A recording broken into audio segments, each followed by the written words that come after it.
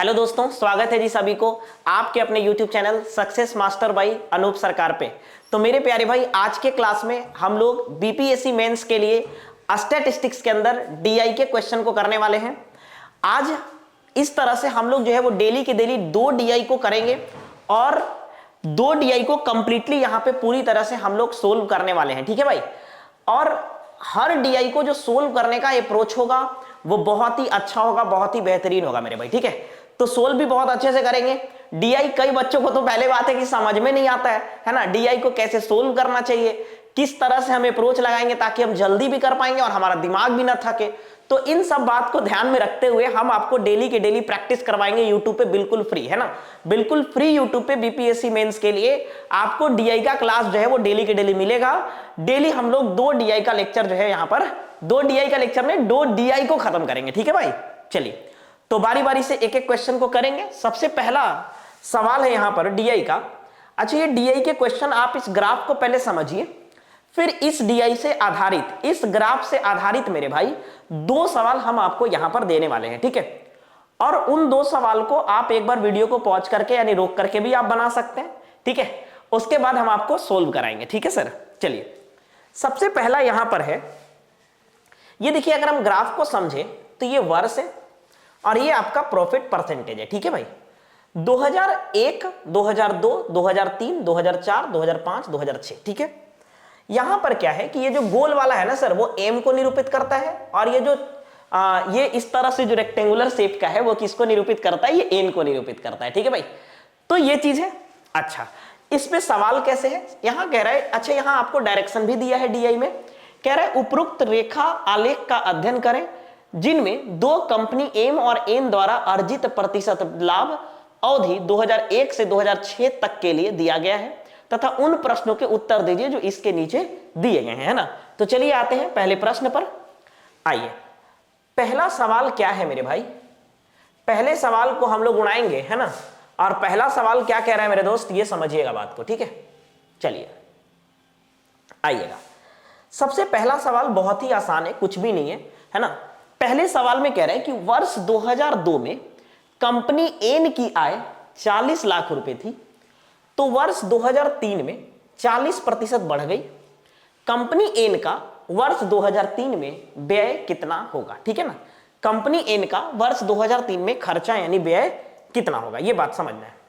कह रहे हैं 2002 में कंपनी एन की आय 40 लाख रुपए थी, 2003 में उसकी आय जो है ना दोस्त वो 40% बढ़ गई। ठीक है, तो हमसे बोला कि कंपनी एन का 2003 में व्यय यानी खर्चा कितना है। ठीक है, एक बात सवाल में यह दिया हुआ है कि कंपनी एन का जो एन ही है ना, हाँ, कंपनी एन का जो इनकम है यानी जो आय है वो 2003 में 2002 की तुलना में कितना बढ़ गया मेरे दोस्त, 40% बढ़ गया।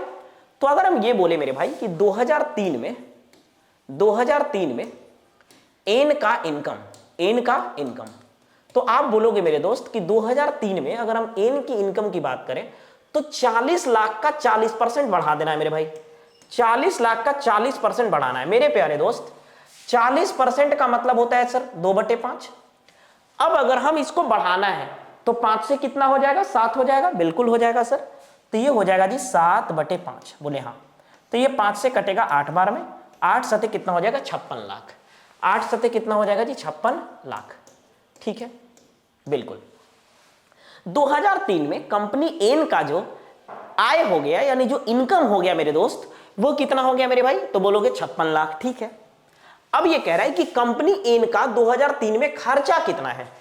तो मेरे दोस्त हमने आपको कल बताया था पिछले डीआई के क्लास में कि इनकम यानी प्रॉफिट परसेंट जो होता है ना मेरे भाई, प्रॉफिट परसेंट जो होता है ना दोस्त, वो इनकम माइनस एक्सपेंडिचर यानी खर्चा बटे एक्सपेंडिचर यानी खर्चा और गुने क्या होता है मेरे भाई, 100।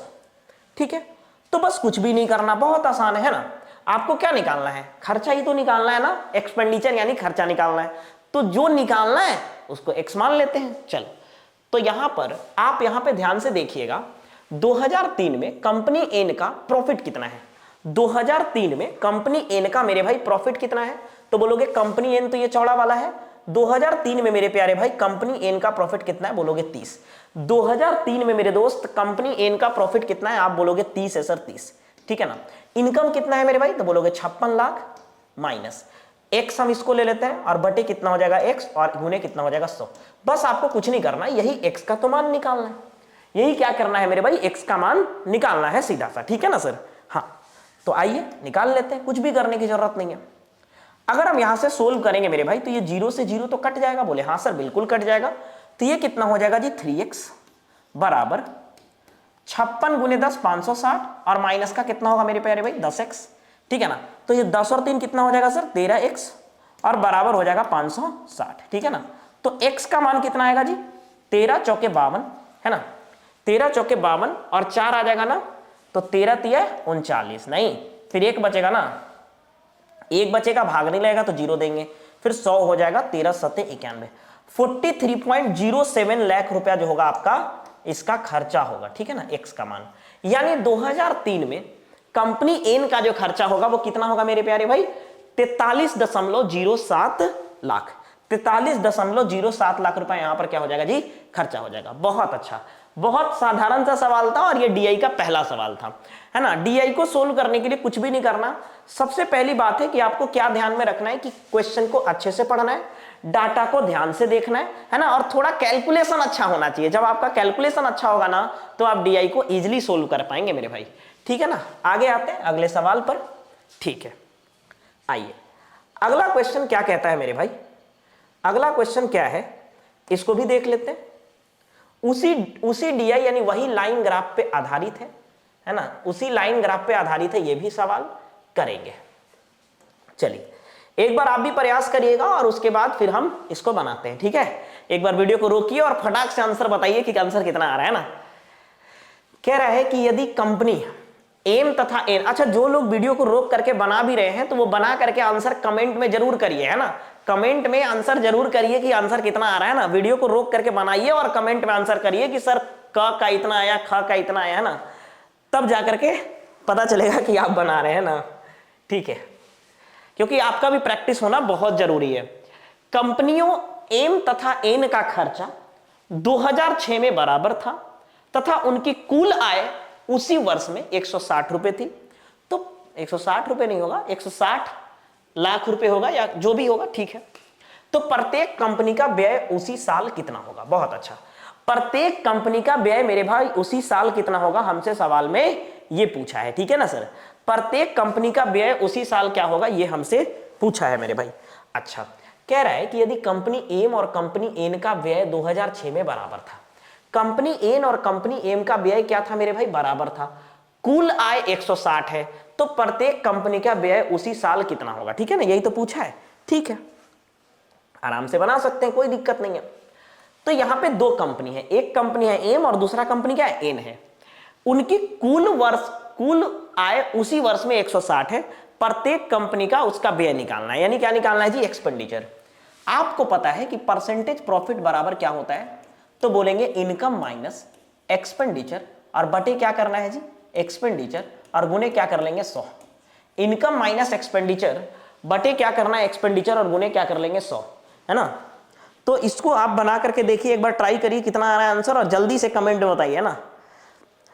ऑफलाइन कमेंट जरूर करना है क्वेश्चन को बना करके कि आंसर कितना आ रहा है, ठीक है भाई, आंसर कितना आ रहा है ये करना जरूर है,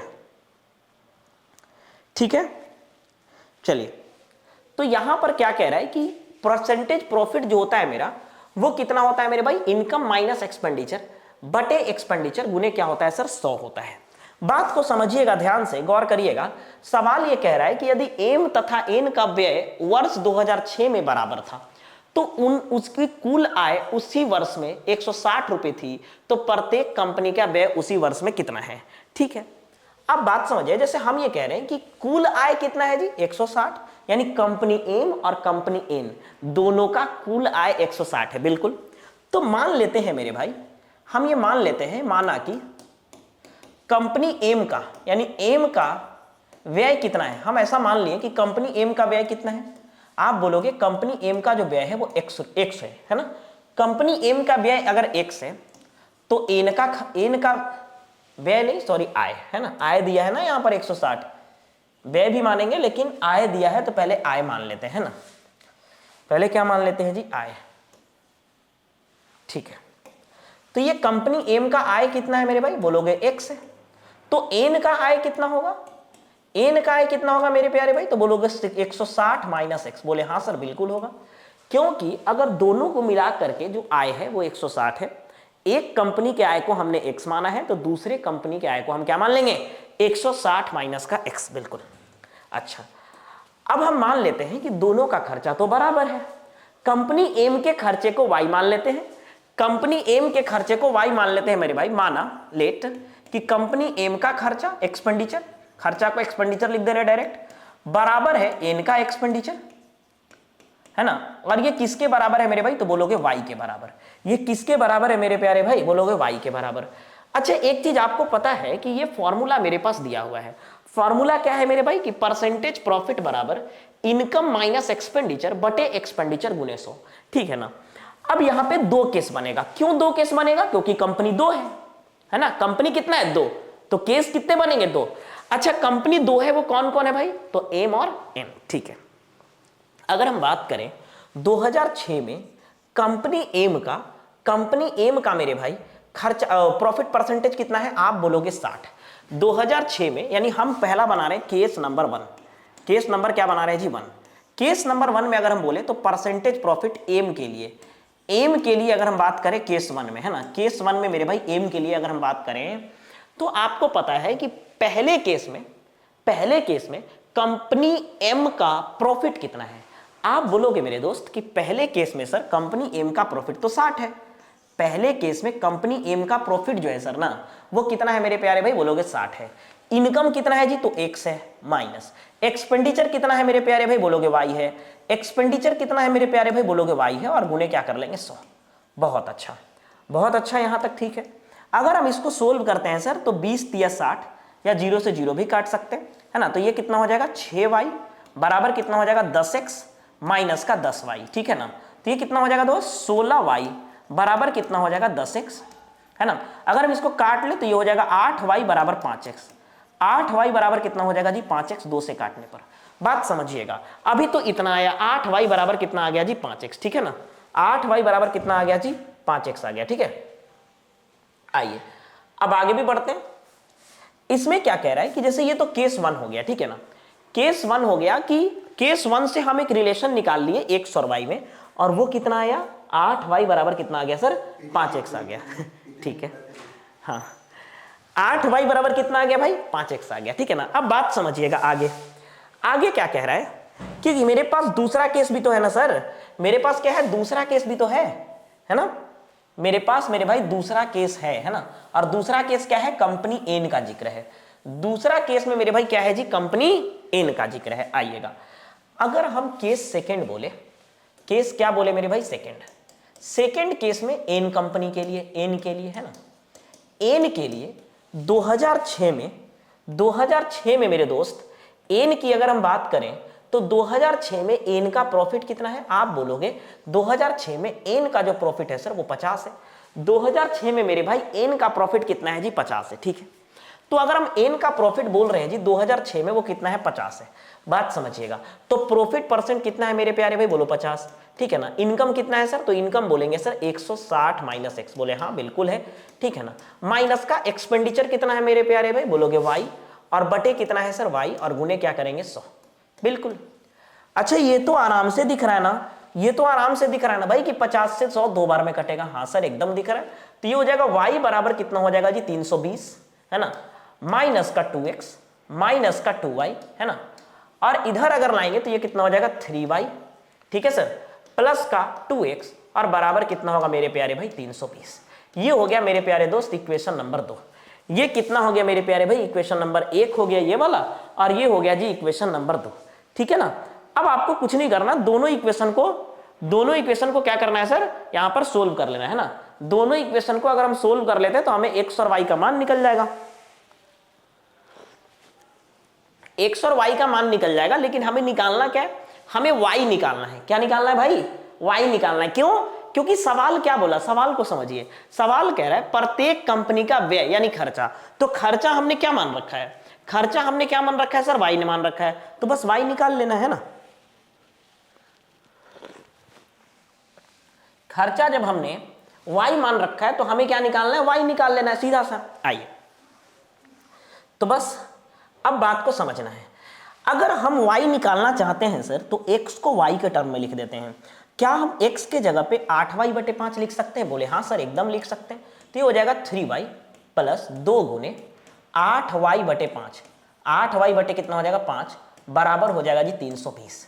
बराबर कितना होगा मेरे प्यारे भाई? बोलोगे 320। अगर हम 5 से यहां पर एलसीएम ले ले तो ये हो जाएगा 15y, है ना, और ये कितना हो जाएगा 16y बराबर कितना होगा मेरे प्यारे दोस्त? तो ये हो जाएगा 320। यहां से मेरे भाई अगर हम y का मान निकालेंगे तो 32 पचे 160 यानी 1600, ठीक है ना, और 16 15 कितना हो जाएगा 31, ठीक है।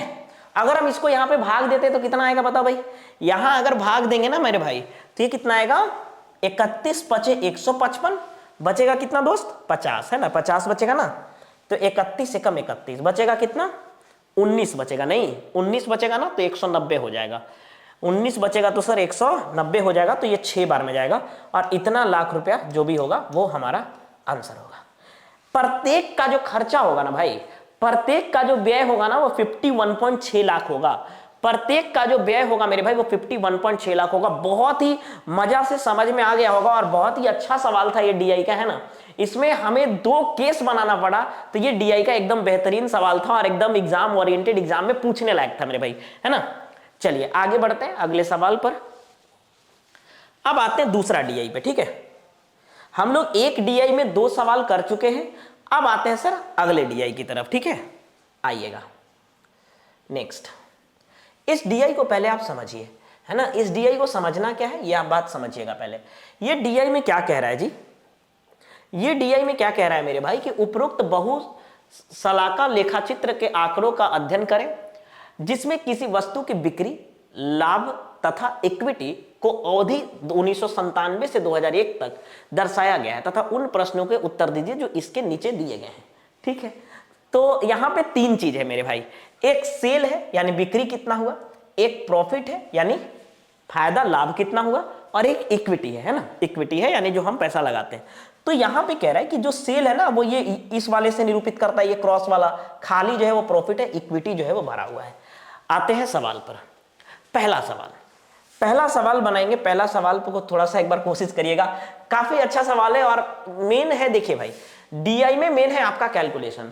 अगर आपका कैलकुलेशन बहुत अच्छा है, अगर आप कैलकुलेशन पे अच्छा वर्क कर रहे हैं तो फिर आपका डीआई भी क्या होगा, धीरे धीरे इंप्रूव हो जाएगा। और डीआई इंप्रूव करने के लिए पूरे यूट्यूब पे कोई भी नहीं करा रहा है मेरे भाई, तो हम आपको फ्री में डीआई जो है वो यूट्यूब पे करा रहे हैं। आप डेली ज्वाइन करिए, ठीक है ना। डेली इस वीडियो को देखिए जो डीआई आपको अपलोड हो रहा है, ठीक है। वहां से आपका डीआई काफी इंप्रूव हो जाएगा, ठीक है।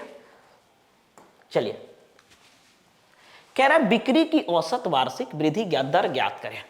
बिक्री की औसत वार्षिक वृद्धि दर ज्ञात करना है। अब यहां पर सवाल को समझना है क्योंकि बच्चा यहां कंफ्यूज कर जाता है। लैंग्वेज भले कितना छोटा है, देखो भाई सवाल कितना छोटा है लेकिन बहुत तामझाम है इसमें। यहां पे कह रहा है कि बिक्री की औसत वार्षिक वृद्धि दर। पहले तो आपको वार्षिक वृद्धि दर निकालना पड़ेगा, फिर उसका औसत निकालना पड़ेगा। वार्षिक वृद्धि दर फिर उसका औसत, ये काम करना है, ठीक है ना। चलिए तो कर लेते हैं।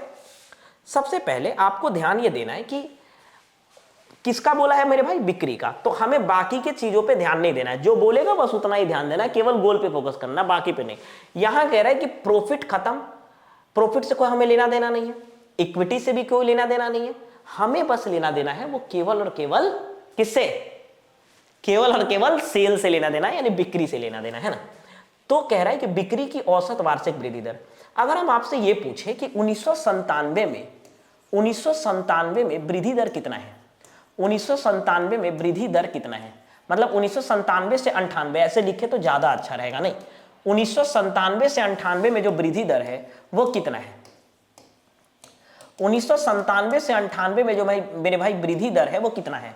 तो आप बोलोगे कि सर 1000 से 1250 हो गया, तो 250 का वृद्धि है कितने रुपए में मेरे प्यारे भाई, बोलोगे 1000 में, गुने 100 कर लेते हैं तो ये कितना हो जाएगा, 25% का वृद्धि है। कितना है मेरे भाई, 25% का वृद्धि है। हम सबका कैलकुलेशन भी करके दिखा रहे हैं लेकिन साइड में, है ना, क्योंकि पूरा कैलकुलेशन यहां करना उचित नहीं होगा। सब यहां पे हम आपको करके दिखा रहे हैं, आपको भी दिख रहा है कैसे कर रहे हैं, ठीक है। दूसरा यहां कह रहा है कि 1998 से 99 में कितना वृद्धि हुआ, 1998 से 99 की जब हम बात करें, है ना, 99 में वृद्धि, 1998 से 99 में कितना वृद्धि हुआ मेरे प्यारे भाई? तो आप बोलोगे कि 1998 से 99 में जो वृद्धि हुआ ना सर, वो 1250 से 1750 हो गया। यानी कितना बढ़ा मेरे भाई? बोलोगे 500 रुपया बढ़ा। 1250 से 1750 हो गया तो कितना बढ़ा मेरे प्यारे भाई? बोलोगे 500 रुपया बढ़ा। कितना में जी? 1250 में, है ना। और गुने 100 कर लेते हैं परसेंटेज में चेंज करने के लिए। ये 10 से 10 ये कट जाएगा, 25 से कटेगा 2 बार में और 25 से कटेगा 5 बार में, 5 से कटेगा मेरे दोस्त 20 बार में, तो 20 दूना कितना हो जाएगा? 40%। यहां जो वृद्धि हुआ वो कितना हुआ सर? 40% का वृद्धि हुआ। यहां जो वृद्धि हुआ ना भाई वो कितना हुआ दोस्त? तो बोलोगे 40% का वृद्धि हुआ। ठीक है, फिर अगर हम ये बोले कि 1999 से 2000 में, 1999 से 2000 में कितना का वृद्धि है? 1999 से 2000 में कितना का वृद्धि है? नहीं, 1999 से 2000 में जो वृद्धि है वो कितना का है? 1999 से 2000 में कितना का वृद्धि है? तो आप बोलोगे 1750 से कितना हो गया जी? 2500। 1750 से कितना हो गया? 2500, यानी कितना हो जाएगा? 750 का वृद्धि है। कितना का वृद्धि है मेरे भाई? 750 का। 750 बढ़ा है कितना में मेरे भाई? तो आप बोलोगे 750 ही है ना, 1750 यानी 18 7 25, 750 का वृद्धि है। कितना में जी? 1750 में। तो गुने 100 कर लेते हैं, ठीक है ना। ये 0 से ये 0 कट जाएगा, 25 से कटेगा 3 बार में, 25 से कटेगा 7 बार में, तो ये आ जाएगा जी 300/7। कितना आ जाएगा मेरे भाई? 300/7। अगर हम इसको बदल ले तो ये कितना आ रहा है? 7 चौक 28, 2 आएगा ना, 2 आएगा, 7 एकम 7, दूना 14, 6 बचेगा, 6 का मतलब है 7 8 56, है ना, 41.8। कितना आ जाएगा मेरे भाई? 41.8 का वृद्धि है। 41.8 का क्या है दोस्त? वृद्धि है ना। 41.8 का क्या है मेरे भाई? वृद्धि है। अगर हम यहां देखें कि 2000 से 2001 में कितना का वृद्धि हुआ मेरे दोस्त? 2000 से 2001 में मेरे प्यारे भाई, 2000 से 2001 में कितना का वृद्धि हुआ? 2000 से, यार 2001 गलती लिख दी है, 2000 से 2001 में, है ना, 2000 से 2001 में कितना का वृद्धि हुआ? ठीक है ना, 2000 से 2001 में कितना का वृद्धि हुआ? आप बोलोगे कि सर 2000 में 2500 था, 2001 में 3500 है, वृद्धि कितना का हुआ? 1000 का। वृद्धि कितना का हुआ मेरे भाई? 1000 का। कितना में मेरे दोस्त? आप बोलोगे 2500 में। गुने क्या कर लेंगे जी? 100। ये 00 से 00 कट जाएगा, 25 से कितना बार में? 40, 25 से कितना बार में? 40, तो यहां भी वृद्धि कितना का हुआ? 40% का। अब बात जरा सा आप समझिएगा, हमने प्रत्येक वर्ष का वृद्धि निकाल लिया, लेकिन सवाल क्या कह रहा था ये बात समझिएगा, क्यों हम ऐसा किए। हम ऐसा क्यों किए मेरे भाई? तो आप समझिएगा, जैसे यहां पे क्यों किए हम ये इसलिए किए क्योंकि सवाल क्या बोला था? सवाल ये बोला मेरे भाई कि बिक्री की औसत वार्षिक वृद्धि दर, यानी वार्षिक वृद्धि दर जो है उसका औसत निकालिए। वार्षिक वृद्धि दर का औसत निकालिए। तो वार्षिक वृद्धि दर तो मेरा 4 बार आया, 25, 40, 41.8, 40। तो सबका अब क्या निकाल लेना है? औसत। सबका क्या निकाल लेंगे मेरे भाई? औसत निकाल लेंगे, औसत। ठीक है ना, सबका क्या निकाल लेंगे दोस्त? औसत। आइए, अगर हम सबका औसत निकालें तो आपको पता है औसत क्या आएगा? तो जोड़ेंगे 25% प्लस 40%, है ना, उसके बाद प्लस 41.8% प्लस 40%, और टोटल है कितना? 4 लोग हैं तो 4 से भाग दे देंगे, खत्म, कुछ भी नहीं करना था। अब जोड़ना भी बहुत आसान है। देखिए, जोड़ना हर चीज बच्चे की तरह नहीं जोड़ना है, कुछ चीज मन में भी जोड़ा जाता है ना, हर बार ऐसे नहीं लिख के जोड़ना है। देखिए 40 40 80, अब 25 कितना हो जाएगा? 105, 105 और 41 146, 146.8 कितना आएगा मेरे भाई? 146.8, और बटे क्या करना है? 4। तो ये कितना हो जाएगा? 4 ते 12, 4 ते 12, अरे कितना आएगा? 2, 4 छक 24, 4 सते 28, एक के बाद दशमलव है तो ये आएगा 36.7%। कितना आएगा मेरे भाई? 36.7% जो है इस सवाल का सही आंसर है। ठीक है भाई, अच्छा डीआई था, मजा आ गया करके, ठीक है ना, बहुत अच्छा लग रहा है इन सब डीआई को करने में, और मजा भी आ रहा है ना, आपको भी मजा आ रहा होगा, और आप एक बार खुद से बनाएंगे तो और मजा आएगा। इसलिए वीडियो को रोक करके खुद से बनाइए, उसके बाद कमेंट करिए, तब मिलाइए मेरा आपका अपना आंसर। जब सही होगा तो एक अलग मोटिवेशन आएगा कि हाँ भाई हम भी कर पा रहे हैं ना। चलिए आगे बढ़ते हैं अगले सवाल पर। नेक्स्ट, दूसरा नंबर ख। दूसरा नंबर में क्या कह रहा है मेरे भाई? दूसरा नंबर में क्या कह रहा है मेरे दोस्त? कुछ वैसा ही सवाल ये भी है। आप एक बार पहले कोशिश करेंगे तो करिए कोशिश, है ना, चलिए दूसरा सवाल में क्या कह रहा है मेरे भाई कि व्यय की औसत वार्षिक वृद्धि दर। देखिए वही सवाल है, कुछ भी नहीं है, बस केवल अब वहां पे क्या था कि बिक्री का वार्षिक वृद्धि दर। देखिए ये तो आप बना सकते हैं खुद से, क्योंकि पहला वाला के तरह ही दूसरा है ना, कुछ भी अलग नहीं है, तो ये तो आप खुद से भी बना सकते हैं ना, लेकिन फिर भी हम बता रहे हैं, एक बार आप भी कोशिश करें। कह रहा है कि व्यय की यानी खर्चे की औसत वार्षिक वृद्धि दर, है ना, औसत वार्षिक वृद्धि दर, व्यय की औसत वार्षिक वृद्धि दर हमसे पूछा है। सेम वही सवाल है, यहां कह रहा है कि वार्षिक वृद्धि दर पहले निकालो और उसका औसत निकालो। बोले सर वार्षिक वृद्धि दर निकालना तो है, लेकिन किसका निकालना है? तो बोले सर व्यय का निकालना है, तो व्यय का वार्षिक वृद्धि दर निकालना है। ठीक है मेरे भाई। हाँ तो आइए, व्यय कौन सा है मेरे दोस्त? अच्छा व्यय आपको यहां पर नहीं पता है, नहीं ठीक है, तो व्यय का वार्षिक वृद्धि दर आपको निकालना पड़ेगा, ठीक है ना। तो व्यय यहां पर आपको पता नहीं है, व्यय मतलब खर्चा हो गया ना, ठीक है। व्यय निकालने के लिए हमें लगता है यहां पे फॉर्मूला लगाने की जरूरत पड़ेगा। व्यय के लिए क्या होगा? फॉर्मूला लगाने की जरूरत पड़ेगा, है ना।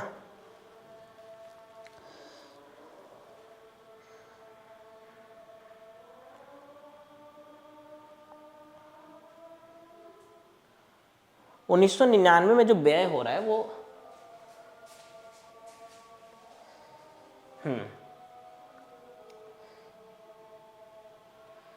इक्विटी जो हमने लगाया और जो बेचा है वही व्यय होगा ना। व्यय का मतलब वही है कि 500 में से अगर हम 500 घटा देते हैं तो हमारा कितना आ रहा है? ये व्यय आ रहा है ना, ठीक है। ग में क्या कह रहा है? ग में तीसरा नंबर, एक मिनट, इस सवाल में क्या है जी? व्यय की औसत वार्षिक वृद्धि दर हमसे बोला है, तो 1997 में यहां पर कोई भी व्यय नहीं दिखा रहा है। 1997 में जो व्यय होगा वो एक भी नहीं होगा, क्योंकि 1997 में कोई भी वृद्धि नहीं हो रहा है। 1998 में जो वृद्धि होगा वो व्यय में वृद्धि 500 माइनस 500। चलिए आगे आते हैं ग वाला। ख को आप एक बार खुद से ट्राई करेंगे और फिर हम आपको नेक्स्ट क्लास में ख बताएंगे, ठीक है। ग आते हैं ग, ठीक है भाई। ग क्या कह रहा है? ख में थोड़ा प्रॉब्लम है, वो देखते हैं, देखना पड़ेगा उसको, है ना, किसी और क्लास में उसको सोल्व कर लेंगे। ख आते हैं ग। ग में क्या कह रहा है दोस्त? ए यार कैसे हो गया? हाँ, ग में कह रहा है उस वर्ष में जिसमें लाभ प्रतिशत में अधिकतम वृद्धि हुई हो, इक्विटी में प्रतिशत वृद्धि क्या होगी? हाँ देखिए ये सवाल भी अच्छा है। ये कह रहा है कि उस वर्ष में, अब हमें सबसे पहले ये निकालना पड़ेगा कि ये कौन सा वर्ष है। कह रहा है कि उस वर्ष में जिसमें लाभ प्रतिशत में वृद्धि अधिकतम हुई हो, जिसमें लाभ प्रतिशत में वृद्धि अधिकतम हुआ है, उस वर्ष में इक्विटी में प्रतिशत वृद्धि कितना है? हमसे सवाल में ये पूछा है।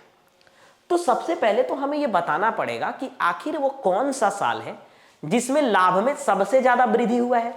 जिस साल में लाभ में सबसे ज्यादा वृद्धि हुआ है उसी साल में इक्विटी में वृद्धि हमें बताना है। बात समझ रहे हैं? सवाल क्या कह रहा है? जिस साल में लाभ में प्रतिशत वृद्धि सबसे अधिक हुई है उसी साल में इक्विटी में वृद्धि बताना है ना, उसी साल में बताना है, ठीक है। तो पहले आपको चेक करना पड़ेगा कि किस वर्ष में लाभ में वृद्धि सबसे अधिक हो रही है, तो वो निकाल लेते हैं। अगर हम 1997 से लेकर के 1998 की बात करें, है ना, तो लाभ में वृद्धि कितना है मेरे भाई? लाभ में वृद्धि कितना है? लाभ में वृद्धि आप बोलोगे कि सर 1997, देखिए लाभ है व्हाइट वाला, ब्लैंक वाला, है ना, तो 1997 में 500 था, 750 हो गया, यानी 250 का वृद्धि है लाभ में। कितना में मेरे दोस्त? तो आप बोलोगे 500 में। 500 में 250 बढ़ गया तो सीधा का सीधा 50% बढ़ा है, लिखने की क्या जरूरत है? सीधा सीधा कितना बढ़ा मेरे भाई? आप बोलोगे 50% बढ़ा। बिल्कुल सर, ठीक है। अगर हम 1998 से लेकर के 1999 की बात करें तो लाभ में कितना का वृद्धि है? लाभ में वृद्धि कितना होगा मेरे दोस्त? लाभ में कितना का वृद्धि होगा? तो आप बोलोगे 1998 से 1999 में जो लाभ में वृद्धि हो रहा है वो कितना हो रहा है? ये 750 से 800 हो गया है, 50 की वृद्धि है मेरे प्यारे भाई। कितना में, तो आप बोलोगे 750 में, गुने 100 कर लेते हैं, है ना। ये 5 से कटेगा 15 बार में, 100/15 यानी कितना हो जाएगा 3 और ये 20, तो ये 20/3 आ रहा है ना। हाँ 15, 5 से 15, 5 से 20 बार में, तो ये हो जाएगा 6.2/3, या फिर इसी को आप बोल सकते हो 6.66% है ना, 6.6%, क्षेत्रीय 18, 2 क्षेत्रीय 18, ठीक है। 6.66% का यहां पे वृद्धि आया, 6.66% का क्या आया जी, वृद्धि आया लाभ में। 6.66% का क्या आया मेरे प्यारे भाई, वृद्धि आया लाभ में, है ना। किस में आया, तो 1998 से 1999 में, बिल्कुल।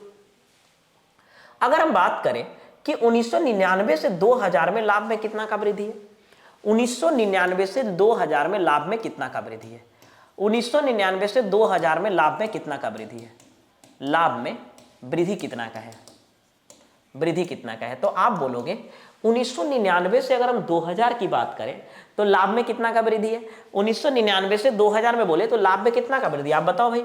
800 से 1750 हो गया, तो आप बोलेंगे कि 950 रुपया का वृद्धि हुआ सर, 950 रुपया का वृद्धि हुआ, बोले कितना में जी, तो 800 में, गुने 100, है ना। ये 00 से 00 कटेगा। अच्छा यहां पर कितना आ रहा है सोल्व करने पर, अगर हम सोल्व करें तो ये आ रहा है, ये 00 तो कट गया ना, हाँ। एक 8 से डिवाइड कर लेते हैं, 8 एकम 8, 8 दूना 16, नहीं 8 एकम 8 हो गया ना, और 15 आ रहा ना, तो 8 एकम 8, 7 आ गया, 8 अटे 64 और 6, 8 सते 56, 118.7, कितना आ रहा है भाई, 118.7% की वृद्धि है, 118.7% की वृद्धि है।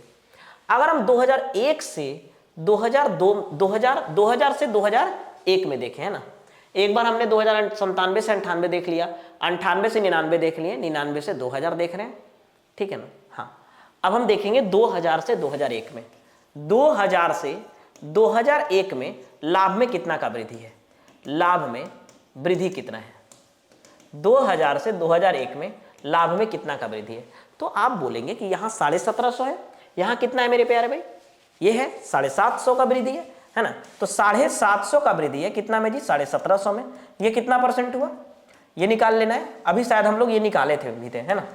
तो कितना आ रहा है, 0 से 0 कटेगा, 25 से 3 बार में, 25 से कटेगा 7 बार में, 300/7, 300/7, तो ये आ रहा है शायद 728, 2 7 एकम 7, 41 दशमलव कुछ आएगा, 41 दशमलव कुछ आएगा। बात समझिएगा अब यहां पर सवाल क्या कह रहा था, सवाल पे अब जरा सा गौर करिएगा। सवाल ये कह रहा था कि उस वर्ष में जिसमें लाभ प्रतिशत में अधिकतम वृद्धि हुई है, उसी में इक्विटी प्रतिशत में कितना वृद्धि हुआ, यही तो पूछा है ना। तो आप जरा सा ये बताएं कि लाभ में वृद्धि सबसे ज्यादा किस में आपको दिख रहा है, आप बोलेंगे सर इस वाला में दिख रहा है, सबसे ज्यादा लाभ में वृद्धि तो यही तो दिख रहा है ना। हाँ अच्छा ये कौन सा साल है, तो आप बोलोगे सर ये जो साल है ना वो 1999 से 2000 वाला में है। 1999 से 2000 वाला में जो लाभ में वृद्धि है वो कितना है, 1999 से 2000 वाला में वो आपका है 118, है ना, 118 है, 100 कितना है जी 18, तो ये तो सबसे ज्यादा है। अब इसी में हमें वृद्धि बताना है कि 1999 से 2000 में इक्विटी में कितना बढ़ा, तो मेरे प्यारे भाई इक्विटी में कितना बढ़ा आप देख लीजिए, 450 से 650 हो गया, 450 से कितना हो गया 650, कितना बढ़ गया इक्विटी में, तो इसी साल में हमें देखना है इक्विटी में वृद्धि, इक्विटी में वृद्धि, है ना भाई, इक्विटी में वृद्धि देखना है। तो ये 200 बढ़ गया इक्विटी में वृद्धि, कितना में से मेरे दोस्त, 450 में, यही तो निकालना था हमें। हाँ ठीक है, सोल्व कर लेते हैं। अगर हम इसको सोल्व करें दोस्तों तो ये कितना आएगा, ये कटेगा, 5 से कटेगा 9 बार में, 5 से कटेगा जी 4 बार में, तो कितना आ गया भाई 400/9, 400 बटे कितना आ जाएगा 9, 9 चक 36, 4 बचेगा ना, हाँ 4 बचेगा, हाँ जी 4 बचेगा, फिर से 9 चक 36, फिर 4 बचेगा, 9 चक 36, 9 चक 36, 44.44%, 44 पॉइंट मेरे प्यारे भाई 44% है ना। चलिए तो हम लोगों ने आज 2 DI करा और प्रत्येक DI में 2 सवाल करे, है ना। एक तीसरा सवाल जो है वो आप खुद से भी ट्राई करेंगे और पहले जैसा ही है, बस उसमें व्यय निकालना है, ठीक है। चलिए तो हम लोगों ने यहाँ पे क्या किया, 2 DI करे और दोनों में 2-2 सवाल करे, तो इस तरह से हम लोग 2 DI प्रत्येक दिन यानी डेली जो है आपको मैं 2 DI कराऊंगा। इस DI के क्लास को रेगुलर रहने से आपको बहुत फायदा होने वाला है। पहला तो बात है कि हम यहाँ पे ही कैलकुलेशन करते हैं, हम कोई कैलकुलेटर में कैलकुलेशन नहीं करके आते हैं। बहुत सारे लोग यहाँ पे कैलकुलेटर का तो यूज ही नहीं करना है, हम यहीं पे कैलकुलेशन करते हैं, चाहे कितना भी टफ गुना भाग कुछ भी आ जाए, सारा कैलकुलेशन यहीं पे करना है। तो इससे क्या होगा, जब हम आपके सामने कैलकुलेशन करेंगे तो आपका भी कैलकुलेशन मजबूत होगा, आपको भी लगेगा कि कैसे कैलकुलेशन करना है। तो इन सब बात की वजह से आप अगर डेली के डेली ये डीआई के क्लास को देखते हैं तो हम ये उम्मीद दिलाते हैं कि आपका डीआई जो है वो धीरे धीरे इंप्रूव होगा और आप एग्जाम में भी बहुत अच्छा करेंगे। ठीक है भाई, चलिए तो फिर मिलेंगे नेक्स्ट क्लास में, नेक्स्ट लेक्चर के अंदर। ठीक है, थैंक यू, बाय बाय।